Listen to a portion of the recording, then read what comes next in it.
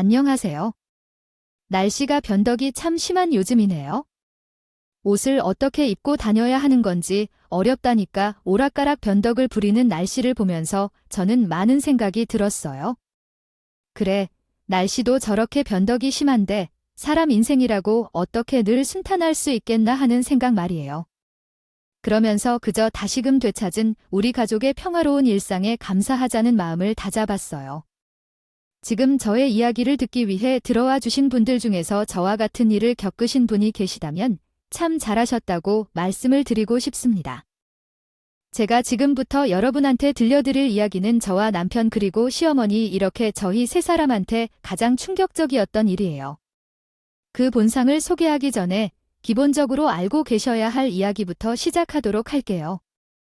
살다 살다 나는 내 동서 같은 여자는 처음 들어본다. 정말로 그렇게 개념이 없다고 그 나이 먹고 나이만 먹었지? 사람은 덜 된 것 같아. 아, 나도 그런 여자 아니 그런 사람은 살다 살다 처음 봤다니까 어떻게 사람이 그 정도로 생각이 없을 수가 있는 건지 그게 나는 더 신기하다. 갯싸가지 동서, 저한테는 동서가 있었어요. 말 그대로 갯싸가지 동서 말이죠. 정말로 나이를 어디로 먹었는지도 모르겠는 그런 개차반. 갯싸가지 동서가 있었어요. 동서는 저희 시동생 다 나이가 많았어요. 5살 연상이었던 저는 남편과 결혼한 지 30년 차에 접어들었어요. 조금 이른 나이에 결혼을 해서 저는 현재 50대 초반. 시동생은 한 번에 이혼을 하고 나서 지금의 동서를 만난 것이었어요. 혼인신고한 지 3년이나 되었으려나. 물론 둘이 같이 살고 한 것은 시동생이 이혼하고 나서 한 1년 있다가였으니까. 그래도 10년은 넘은 것 같아요. 나는 쟤 정말 마음에 안 들어. 마음에 안 들어도 너무 안 들어. 아니, 나이를 어디 똥구멍으로 먹은 건지? 저 자식도 똑같아. 휴, 내가 대체 전생에 무슨 죄를 지었길래 말이야. 제대로 인사를 한 것도 아니고. 어쩌자는 건지? 갯싸가지 동서와 시동생의 만남을 좋게 보는 이들은 거의 없었어요. 그도 그럴 것이 초반 5년은 혼인신고도 안 하고 그렇다고 가족들한테 제대로 와서 인사를 한 것도 아닌 이도저도 아닌 상황이었거든요.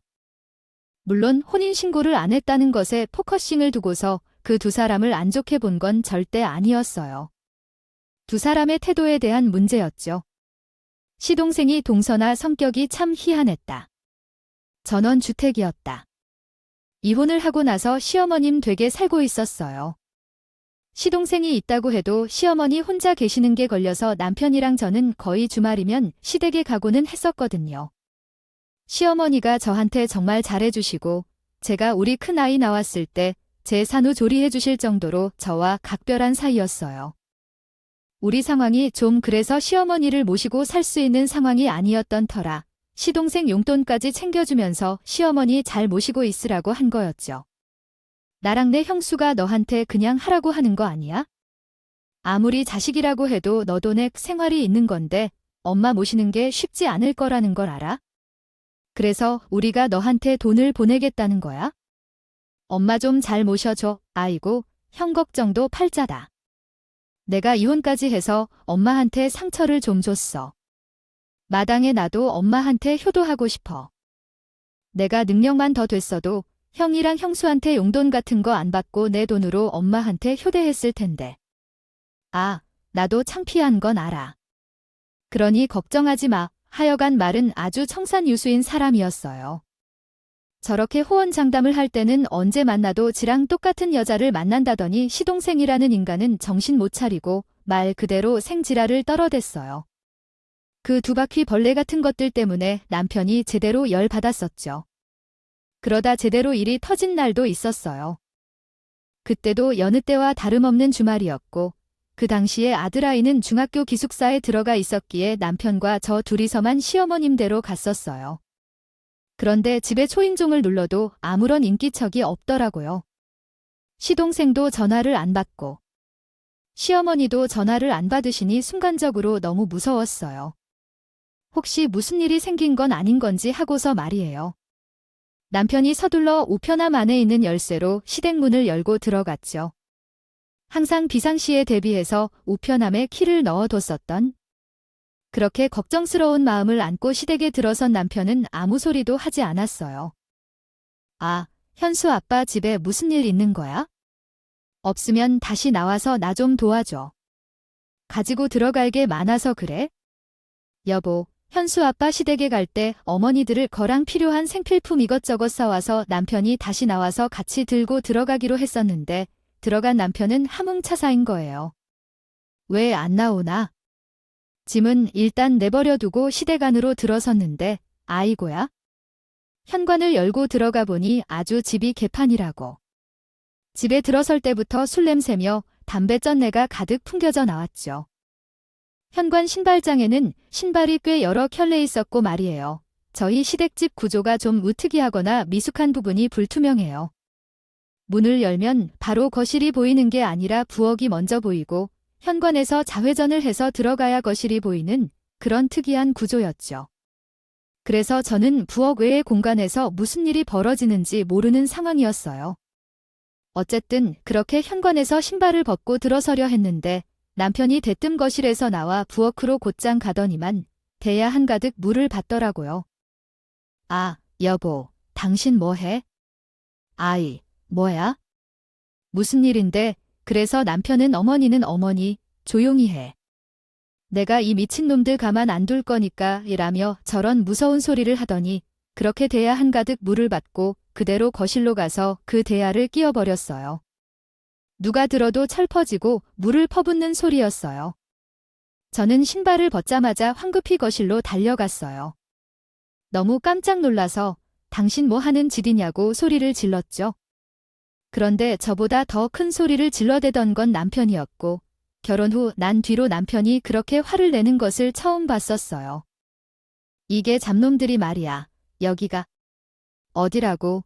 여기서 술판을 벌여야. 김정식이 너 안 일어나 이 정신 나간 놈이야. 엄마 잘 모시고 살려고 갈 곳 없는 놈 집에 살게 해줬더니만 너 지금 뭐 하는 거야? 그쪽도 얼른 안 일어나. 아, 둘이 살림을 차릴 거면 정식으로 인사를 하고 살림을 차리던 쥐새끼도 아니고 우리 없을 때만 몰래 기어들어와서 술판 나버리고. 이게 지금 뭐 하는 짓이야? 얘야, 엄마 어디 가셨어? 세상이나 알고 보니까 시동생이 당시에는 저한테 동서 같지도 않았던 그 여자랑 자기 친구들 몇몇 모아서 집에서 술판을 벌였더라면 굴러다니고 화투치면서 술을 먹었던 건지 화투판 그대로 깔려 있었죠. 그러니 남편이 눈이 돌만하지 않겠어요. 비몽사몽하는 시동생. 들어보니까 다행히도 시어머니는 동네 아주머니들이 꽃놀이를 가셨더라고요. 정말로 천만다행이었죠. 시어머니가 그 꼴을 안 보셔서 말이에요. 솔직히 말해서 저는 당시 저의 눈앞에 펼쳐진 그 말도 안 되는 모습을 보는데 시동생이 그 여자가 더 꼴 보기가 싫었어요. 아니, 상황이 그렇고 자기네들이 실수를 한 거면 적어도 죄송하다는 말을 해야 하는 거 아닌가요? 그게 기본인 거잖아요. 그런데 그 정신나간 여자는 자기가 뭘 잘못했다고 주둥이를 아주 꾹 닫고서 궁시렁거리더라고요. 사람이 교양이 없어도 정도껏 없어야 되는 거 아니야? 저 말이 안 될 줄 알았던 건지 아니면 지가 일부러 이야기를 한 것인지는 몰라도 되려 자기가 더욱 기분 나쁘다는 식으로 행동을 하길래 저도 참지 않고 한 소리 했네요. 정말 그때까지 꾹꾹 참다가 저도 이성이 끊겨서 한 말이었어요. 제 말에 남편과 시동생도 눈이 동그랗게 되었었죠. 이것 보세요. 지금 뭐 하자는 거예요? 네. 뭐가요? 제가 뭘 했는데요? 솔직히 말해서 이건 아니죠. 뭘 했냐고요? 눈 안 보여요. 솔직히 말해서 이건 아니라고요. 그건 나랑 남편이 할 소리 아닌가요? 둘이 결혼을 할 거면 하고 말 거면 행동 거지 똑바로 해요. 그 나이 먹고 창피하지도 않아요. 뻔히 어르신 계시는 집에 들락날락 그거. 우리가 모를 줄 알아요? 아이, 형수, 일단 너무 그렇게 화내지 마시고 좀 진정해요. 저 사람 말 틀린 거 없죠? 아, 뭘 그렇게 저희가 크게 잘못했다고 자다가 물벼락고 친구들 앞에서 개망신 당하고 어쨌든 집에 엄마 안 계셨으니까요. 정말이지 끼리끼리 만난다는 그 말은 정확한 것 같아요. 그건 과학이라는 게 맞는 것 같다니까요. 하는 말이며 행동이며 생각까지 똑같은 것이 아니라 거의 복사를 한 것만이 같은 인간들끼리 만난 것이 경이로울 따름이었습니다. 서방님도 그래요? 이 사람이랑 제가 서방님 하는 행동 보면 이전부터 당장 난리치겠다고 한 거 어머님이 말리신 거예요. 그래도 이혼하고 나서 혼자 초라하게 있는 것보다 나으니 좀 봐주라고요. 그런데 어머님도 이 꼴 보고 나시면 말씀 바뀌실 것 같네요. 행동 똑바로 하고 부끄러운 줄 알아요? 아, 이거 당장 싹 다 추고 이 집에서 나가요. 남편 역시 제가 하는 말을 듣고 저한테 뭐라고 하기는커녕 동생이랑 그 여자한테 다 치우고 나가라고 했어요. 당장 시댁에서까지 싹 빼서 나가라고 말이에요. 당연히 시동생 못 나간다고 했죠. 이혼하면서 자기가 재산이며 다 죽고 나와서 가진 게 없었거든요.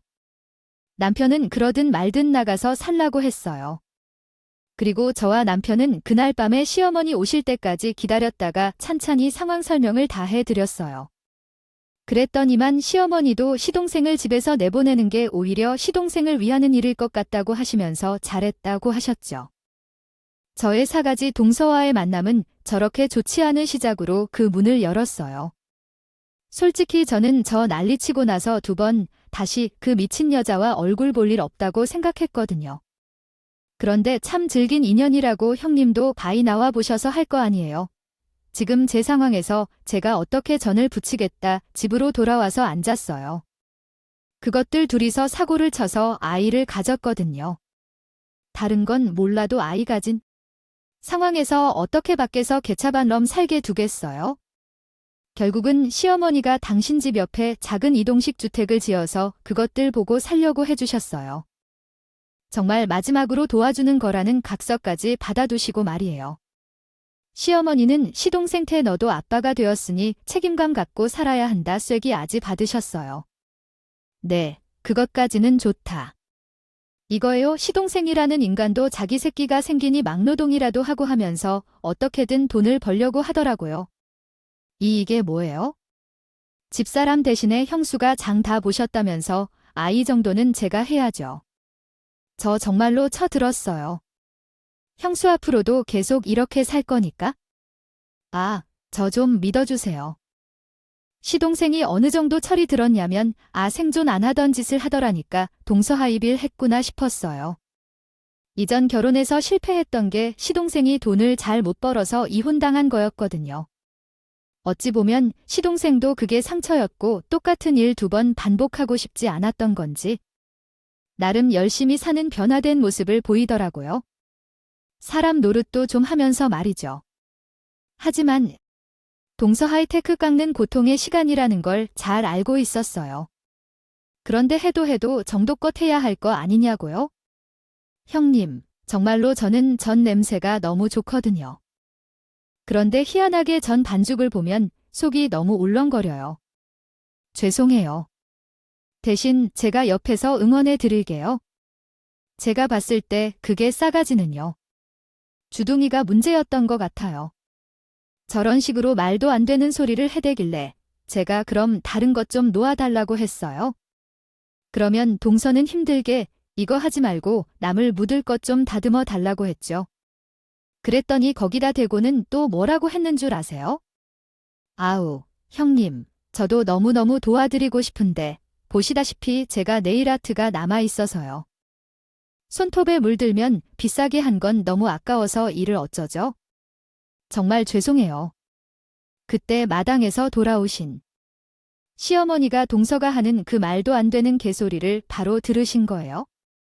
그러면서 동서 손을 휙 낚아채서 손톱을 이리저리 확인하시더니 만 어딘가로 곧장 전화를 거셨어요. 아예 거기 지금 손톱 정리되죠? 내가 사람 1명 데리고 갈 테니까 후딱 좀 해줘요. 고마워.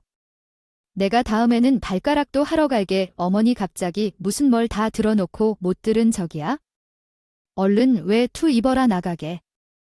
저희 시어머니 네일아트 회원권 갖고 계시는 멋쟁이 있어요. 동서가 하는 핑계가 시어머니도 어이가 없으셨던 건지 바로 전화를 해서는 동서 끌고 가서 손톱 네일아트 제거하고 다시 데리고 오셨죠. 동서의 그 문제인 주둥이는 더욱더 빨라져는 온몸으로 자기의 불편한 감정을 표현하고 있었고요. 시어머니는 그런 동서한테 앞치마를 해주며 말씀하셨어요. 이제는 내 손톱에 물들든 말든 아무 상관없는 거지. 그리고 임신한 여자가 손톱에 그런 거 하면 그게 어디 좋겠니네? 형님은 허리도 안 좋은데 계속 앉아서 저러고 있었어. 그런데 무슨 쓸데없는 소리 그만하고 내가 할 수 있는 건 해. 결국 시어머니의 말에 동서는 오리 새끼처럼 삐죽 내밀고 손톱에 초록색 물, 갈색 물이 들 때까지 나무를 다듬었어요. 얼마나 고소했는지 모릅니다. 저희 시어머니는 저한테 언제나 참 든든한 울타리 같은 분이셨죠. 언제나 그렇게 저와 제 남편 옆에서 든든한 울타리처럼 계셔주기를 바랐어요. 하지만 사람 인생이라는 게 늘 원하는 방향으로만 흘러가지는 않더라고요. 그렇게나 든든한 울타리 같았던 시어머니한테 못돼 처먹은 암이라는 게 찾아왔어요. 시간이 흐르니 몸도 약해지신 거죠. 하긴 시간이 많이 흐르기는 했었네요. 저희 아들이 군대 전역까지 했으이 말입니다. 그래도 다행히 건강검을 통해서 발견을 하게 되었어요. 수술을 받아서 건강을 회복할 수는 있는 상황이었죠. 하지만 시어머니 연세가 있으시다 보니 회복을 하는 게 어떻게 될지는 모른다고 병원에서 이야기를 해줬죠. 나는 그렇게 생각해. 부모는 내 자식이 아프면 미치고 팔짝 뛸 것 같지만 내 부모가 아프면 내 자식 아픈 것만큼은 아니라고 하는데 그건 사람 나름인 것 같아. 나랑 우리 현수 아빠, 어머니 간남 얘기도 정말 하늘이 무너지는 것 같았거든.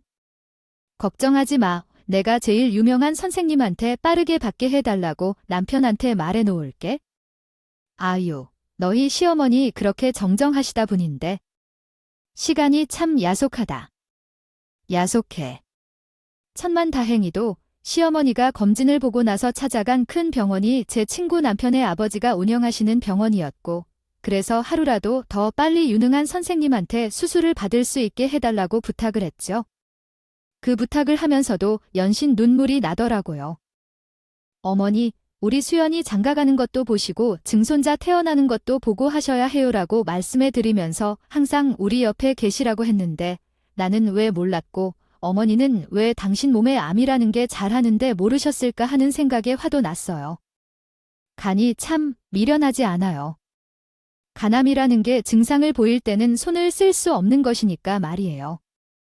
그래도 우리 어머니 수술을 하고 관리만 잘하면 되는 상황이어서 다행이었죠. 그리고 더 다행인 건 저희 남편이 시어머니한테 간을 이식해 드릴 수 있었다는 사실이었어요. 남편은 주저없이 자기가 시어머니한테 간을 이식해 드리겠다고 했죠. 시어머니는 한 사후 거절하셨습니다. 저희는 단호히 말했어요. 어머니, 저희 사랑하시죠? 어머니, 편찮으시니 저희가 너무 불행해요. 어머니가 건강하셔야 저희가 행복해요. 그러니까 어머니, 제발 수연 아빠한테 간 이식 받으세요. 수연 아빠가 어머니한테 간 이식할 수 있는데 그거 못 해드리고 나중에 어머니 잘못되시면 그의 제정신으로는 못 살아요. 어머니도 아시잖아요. 정말 설득을 하고 또 설득을 했어요. 그렇게 시어머니가 이식 수술 날짜까지 잡은 상황이 되었죠. 하지만 여기서도 또 하나 문제가 있었어요. 그건 다름 아닐 시어머니 옆에 누군가 있어야 한다는 것이었어요. 문제였어요. 네, 아나는 솔직히 너한테 좀 많이 서운하다. 말로는 그렇게 나를 아낀다. 어머니 우리 오래오래 같이 살아요라고 하던 애가 정작 이런 상황 되니까 내가 나를 간병을 못 해준다고. 너 요즘 뉴스도 안 보니? 지난번에 나 갈비뼈 다쳤을 때 본사인증업체던 거 기억 안 나는 거야? 어쩌면 이러니 몸이 편지서 그런 건지는 몰라도 시어머니가 많이 편하신 것 같다는 생각이 들었어요. 저 정도로 저한테 서운하고 언짢음을 드러내시는 심지어 저한테 손가락질하지 하셨거든요. 처음엔 그저 많이 편찮으시니 예민해지고 하실 수도 있겠구나라는 생각에 재차 말씀을 드렸었어요. 어머니도 아시다시피 저랑 현수 아빠가 상황이 그렇게 안 되잖아요. 더군다나 현수 아빠도 간이식 수술하면서 몸을 회복해야 하는데, 그럼 제 입장에서는 어머니도 간호하고 현수 아빠도 간호하고 거기다가 사업체까지 혼자 운영해야 하는 건데, 어머니 저희 사정 다 아시잖아요. 제가 어머니 자주 찾아뵐게요. 하이고, 그래 그렇게 일이 바빠. 내가 그렇게 입이 닳도록 어머니 좋다고 하던 게 다 그지였네? 그러면 나 너한테 정말 서운하다. 서운한 건 저 아니었을까요?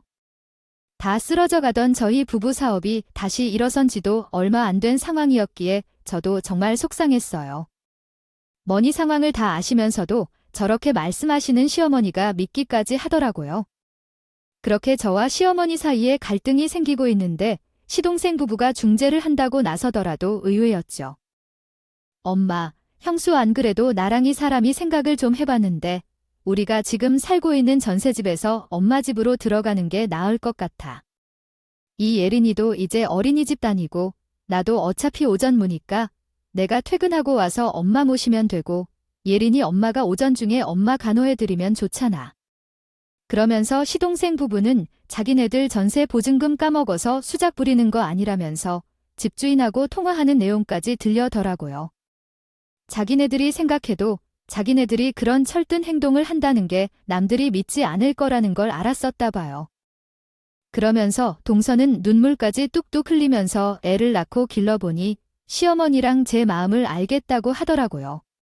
어머니, 저랑 이혜린이 아빠가 어머니 속썩인 거, 그리고 제가 형님한테 철없이 굴었던 거, 그거 정말 갖고 싶었어요. 이번에 어머니 간병하는 게 그 기회 같아요.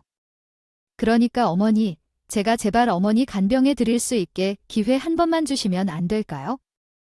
동서의 저 말에 저희 시어머니가 홀라당 넘어가신 거예요. 엉엉 울면서 제발 간병하게 해달라고 하는 며느리, 아이고 얼마나 감동적이에요.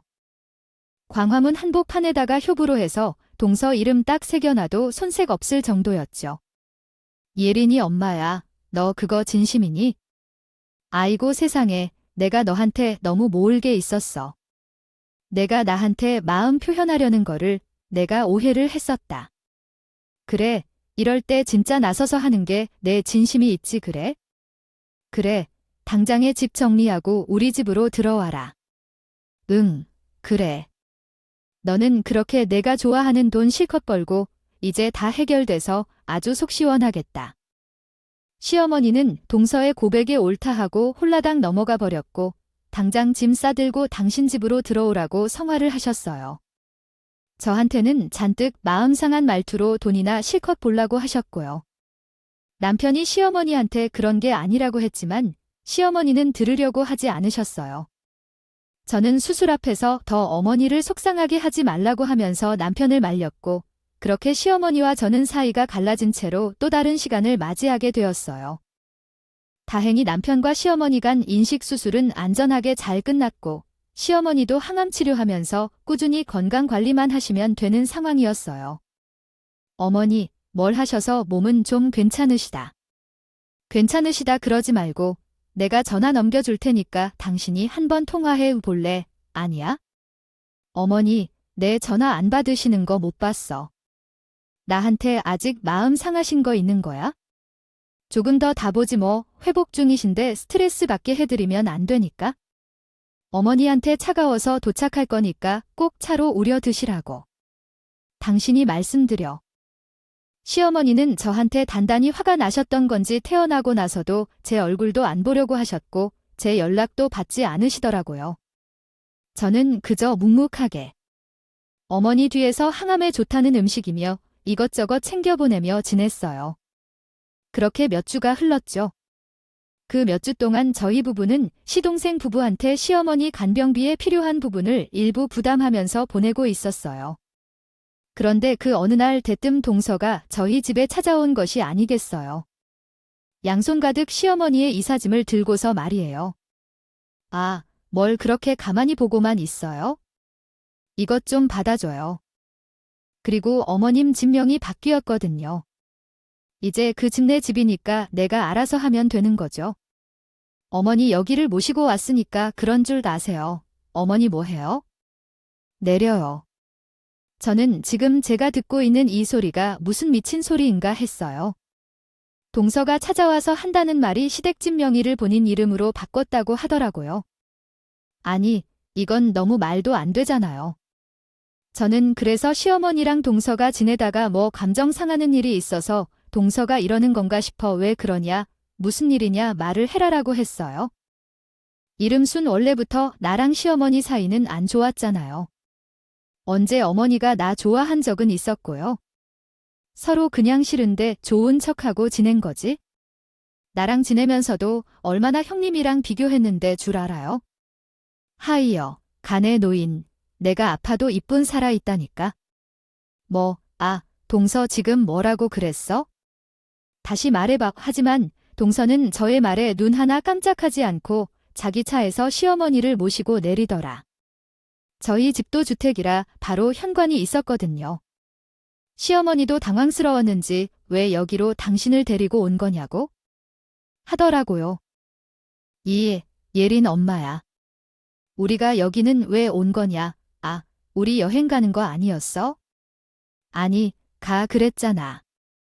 우리 제주도로 한 달 살기인지 뭐인지 가자고 거기 가서 몸 회복하자며 지금도 저 당시의 시어머니 말투와 시어머니 표정을 생각하면 너무 속상해요. 시어머니는 우리 여행 가는 거 아니었냐? 라고 재차 동서한테 물으셨죠. 알고 보니까 동서 라인텍가 나한테 그때 서명해준 서류 기억나요? 그거 어머니가 나한테 그 집 넘긴다는 거예요. 진명이 내 이름으로 해주는 서류에가 어머니가 서명하신 거라고. 그러니까 의리집에서 나가요.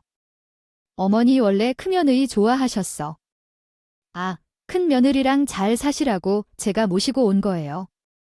예린 아빠도 다 알고 있으니까 전화할 거면 해보세요. 동서 지금 뭐라고 했어? 얘야, 너 무슨 짓 한 거냐고? 얘야, 현수야. 얼른 나와봐. 어쩌면 사람이 저렇게 할 수 있는 걸까요? 시어머니는 그 자리에서 당신 막내 아들한테 전화를 가셨고 그 자리에서 쓰러졌습니다. 버리셨어요. 시동생 역시 자기 와이프랑 똑같은 말을 한 거죠. 그러면서 동서는 쓰러진 시어머니를 나몰라라 하고 도망치듯 가더라고요. 다행히 아들이 그날 집에 있어서 아들을 황급히 불러 당장 저 여자 따라 잡으라고 했어요. 아들은 제 말에 차를 끌고 갔고요. 저는 119를 불러서 시어머니를 모시고 병원을 향했어요. 얘야, 이게 대체 무슨 일이라니? 하여간 그거 진짜로 인간 아니다. 그러면 보한이 다 지네 둘이서 계획을 한 거네. 아니, 아픈 양반 두고 그런 생각을 할 수가 있는 거라니. 너희 시어머니 정말 큰일 나실 뻔했어. 쓰러지신 시어머니가 간 곳은 수술을 했던 그 병원이었고 친구는 저의 전화에 당장 달려와 주었죠. 친구 남편 덕에 더 빠르고 정확하게 상황을 수습할 수 있었네요. 정말 천만다행히 시어머니 건강에는 이상이 생기지는 않은 상황이었어요. 하지만 시어머니 마음에는 커다란 상처가 생겼던 거죠. 의식을 잃은 채 계속 잠만 주무셨어요. 의사들 말로는 충격이 커서 그럴 수도 있다고 하더라고요. 시어머니는 며칠이나 지나고 나서야 잠에서 깨어나셨군요. 아니었냐고 하시더라고요. 저와 남편은 시어머니가 충격을 최대한 덜 받으시도록 다시 한번 찬찬히 말씀해 드렸어요. 어머니, 그러니깐 동생이 어머니한테 서류 서명하라고 했던 거예요. 어머니한테 여행 간다고 하고서 우리 집으로 모시고 온 거예요. 엄마, 정말로 서류에 서명했었어요. 엄마가 우리한테 있는 그대로 말씀해 주셔야 우리가 해결을 할 수 있어요. 그러니까 엄마, 천천히 생각하면서 얘기해 주세요. 저희 부부의 말에 시어머니는 펑펑 우시더라고요. 제 손을 잡고서 정말 미안하다고, 당신이 어린아이같이 굴었다고 하시면서 펑펑 우셨어요. 저도 시어머니 손을 잡고 엉엉 울었죠. 그리고 저는 시어머니한테 이야기를 했어요. 어머니, 저 진짜 괜찮아요. 어머니, 그러실 수 있다고 생각했었어요. 물론 저도 상처받기는 했는데 어떻게 해요? 나이 들어서 미라는 병을 진단받았는데 얼마나 두려우셨다면 정말로 이해했어요. 그렇게나 시어머니, 당신이 믿고 의지하던 제가 간호를 못한다고 하니 마음이 잔뜩 상할 수 있을 거라고 생각을 했거든요. 그렇게 몸을 추스리는 시어머니는 일단 집으로 가자고 하셨어요. 그러면서 시어머니의 꺼져 있던 핸드폰을 다시 켰는데 세상에나 부재중 전화가 미친 듯이 찍혀 있는 게 아니겠어요. 다름 아닌 동서한테 온 부재중 전화였어요. 그걸 보시더니 당장 시댁집으로 가자고 하셨어요. 너무나 완강하게 당장 그리로 가자고 하는 시어머니 말을 거절할 수가 없어서 시어머니를 모시고 저와 남편, 그리고 아들은 함께 시댁집 갔어요. 어머니, 지금 나랑 장난해요. 뼈 빠지게 간병했더니 이런 식으로 뒤통수를 쳐 동서는 시어머니를 보자마자 기다렸다는 듯 악을 쓰며 소리를 질러댔어요. 도대체 무슨 소리를 하는 건지 모르겠더라고요. 말 그대로 미친 사람처럼 악을 써댔거든요. 대답을 해보라고요, 어머니. 다 알았으니 나한테 그렇게 한 거죠? 이번 집은 어떻게 했어요? 또, 그 천연안 준 거예요. 누가 어머니 간병했더니 동서가 말한 년이라는 건 저였어요. 그런데 그때 시어머니가 순식간에 동서 얼굴에 뺨따귀 날리셨다. 모두가 깜짝 놀랐어요. 적하는 소리가 어찌나 컸던지 집안에 있던 시동생도 달려나올 정도였으니까요. 시어머니는 왜 때리냐고 발악을 하는 동서 얼굴에 한 번 더 손을 대셨어요. 그리고 그 다음으로 시어머니 입에서 나온 말은 가해 충격적일 수밖에 없었죠. 왜 명의가 다르다니? 당연하지. 내가 이름을 개명해 두고서 명의도 싹 새로 해둔 집인데 이 싹수 없는 거 같으니라고 뼈 빠지게 간병을 해 내가 애초부터 그럴 도로 나를 간병했으니 뼈 빠지게 간병했더니 차나. 시어머니는 자기 와이프만 껴고 괜찮냐. 요란 법석을 떠는 당신 막내 아들 뒤통수 역시 거세게 날려버리셨어요. 시어머니가 그런 행동을 하시는 걸 온 식구가 처음 보았기에 다들 아무런 말도 못하고 시어머니 행동에만 집중을 할 수밖에 없었죠. 그리고 동서가 악을 있었던 이유가 무엇 때문인지 알 수 있었어요. 그건 저와 남편도 몰랐던 사실인데 시어머니가 저희 모르게 한자만 바꿔서 개명을 하셨었고 원래 시어머니가 사주를 좋아하시는 분이긴 하셨거든요. 사주 보는 데서 시어머니 성함에 쓰였던 환자가 말년 복이 약하다는 말씀을 들으시고 한참을 미루시다가 바꾸셨 거예요. 그런데 저랑 남편은 그런 거 믿지 말라고 말씀해 드리고 해서 시어머니가 저희 몰래 그냥 한자만 바꾸셨 거죠. 아이고, 내가 그 양반 말 듣고 이름 바꾸기를 잘했네. 아주 용하다 해. 내가 너 같은 도둑년을 우리 집 애들을 팔 자였던 거야? 내가 이름도 안 바꿨으면 아주 사달이 났겠어. 이 망할년 같으니라고 어디 할 짓이 없어서 말이야. 어떻게 가족한테 그럴 수가 있어? 이 나쁜 것들아, 당신 몰랐어? 당신 엄마 이름 바꾼 건데 어떻게 당신이 몰라? 아우, 내가 정말 못 살아. 한자가 바뀌었으니 당연히 등기부 등본이 싹 다 바뀔 거 아니겠어요? 그런데 그걸 몰랐던 동서가 시어머니 옆에서 여우짓하면서 어머니 암 관련해서 보험 드는 거라고 서명을 속여서 받은 것이었고요. 그런데 그게 효력이 있었겠냐 없거든요. 왜 시어머니 성함이 개명되었으니까요. 자기가 명예 바꾸겠다고 그 서류 들고 갔는데 거기서 이름이 다르다고 하니까는 난리가 난 거였죠. 그리고 알고 보니깐 동서라인텍처럼 던져주고 갔을 때 있지요. 명의 바꿨다고 난리친 거, 그거 서류 내기도 전이더라. 그 요지 이름이랑 시어머니 성함 적어둔 서류에 시어머니 속여서 서명 받아두고서 제출도 전에 설레발을 찼던 거예요. 시어머니 쓰러진 거 나 몰라라 하고 서류 내려갔다가 완전히 뒤통수 맞은 거죠. 개명하셨을 경우에는 개명 성본 증명을 할 수 있는 특정 증명서를 내셔야 해요. 당사자분 같이 오셨나요? 신분군요. 또 저런 복잡한 과정이 있었나 봐요.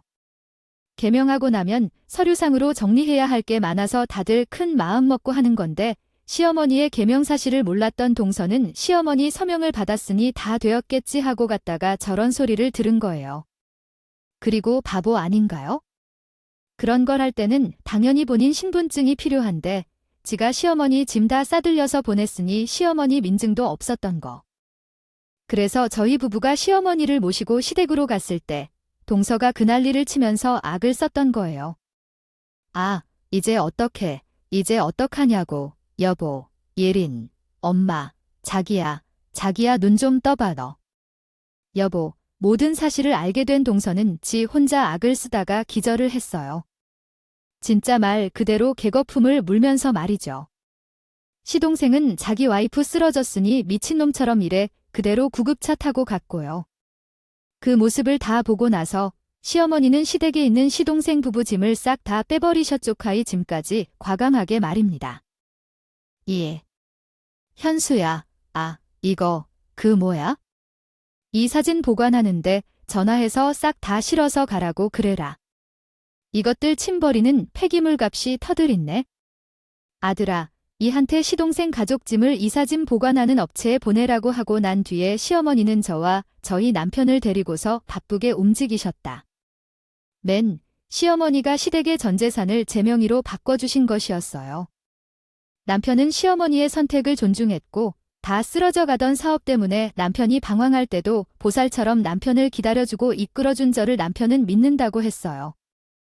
시어머니 역시 그렇게 당신이 철없이 어린아이 마냥 상처를 줬는데도 오히려 이해하고 묵묵히 뒤에서 뒷바라지 해준 저한테 고맙다고 하셨고요.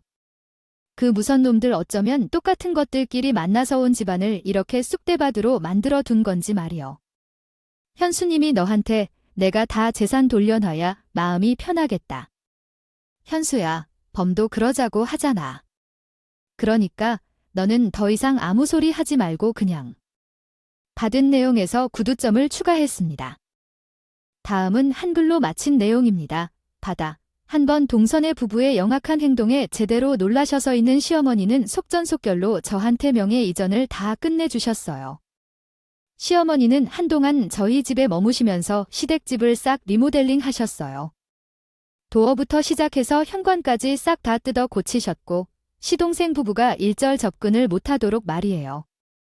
그리고 며칠 뒤에 동선의 부부는 자기네 짐 어디냐고 난리치면서 저희 집에 찾아왔어요. 아마 시어머니한테 먼저 다가 시댁의 전 재산이 저한테 다 왔다는 걸 듣게 되었던 것 같아요. 저한테 찾아와서 악어의 눈물을 흘렸거나 거 맞아요. 그때 집주인이라고 바꿔준 사람이요. 그 사람 그냥 저희 친구였어요. 저희 진짜로 길바닥에 나왔거든요. 정말 큰일 나게 생겼어요. 형수, 제발 우리 세 식구 좀 살려줘요. 내가 주식 좀 해보겠다고 잘못 건드렸다가 돈을 다 잃었어. 그래서 나 때문에 예린 엄마가 돈에 눈이 돌아서 맞아요. 형님도 현수 키워보셔서 아시잖아요. 내 자식 있는데 돈이란 돈은 다 날렸으니 제가 눈이 돌지 않겠어요. 저희 둘이 했다고 얘기하는 거 아니에요? 저랑 이 사람이 어머니한테 실수 정말 크게 한 거 알고 있어요. 주식 좀 해보겠다고 잘못 건드렸다가 돈 다 잃고 나니까 눈이 들어서 자기네들이 시어머니한테 실수를 크게 한 거라는 그 말, 저는 그 말에 열이 확 받았어요. 특히나 동서가 언급했던 실수라는 것에 말이에요. 저는 그 두 사람을 똑바로 보면서 이야기했어요.